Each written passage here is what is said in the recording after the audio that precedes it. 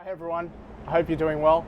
I got many messages after the video last week asking me what this is all about on my chin. It's actually a little rash that I get from wearing a mask when I go outside, but it's a small price to pay to keep me and others healthy.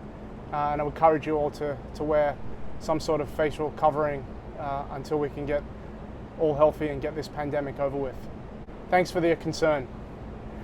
So recently I was asked to speak at the Future Workforce Summit back home in Sydney, Australia, which was awesome. Love giving back to the industry, especially back home in Australia, being an expat here in New York and staying connected with the things that are going on both ways.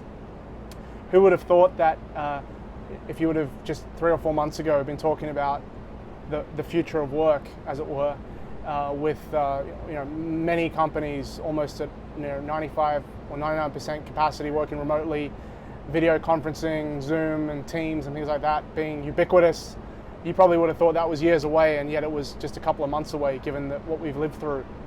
I got a lot of great feedback and a lot of messages from the keynote and the Q&A, especially one of the answers that I gave in the Q&A that I was asked to share more broadly. So happy to do that for those who are interested. And specifically I was asked around, are there any opportunities during this work remote period that are actually positive for people to advance their careers? And I actually think there are, specifically around in this world where all we are is essentially a little box on a screen on a Zoom.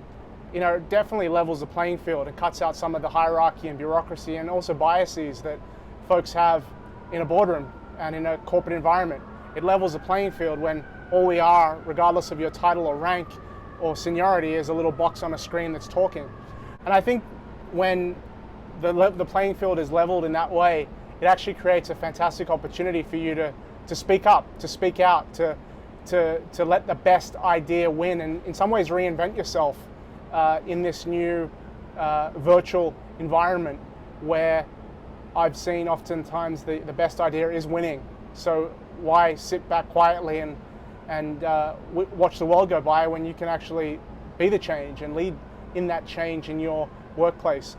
And I think that will bode well not only for adapting and making the best of this current virtual environment, but how that translates to when we do get back to a interpersonal environment where you can continue to build that momentum and that competitive advantage that you've created during these circumstances to hopefully help you in your career in the future of work.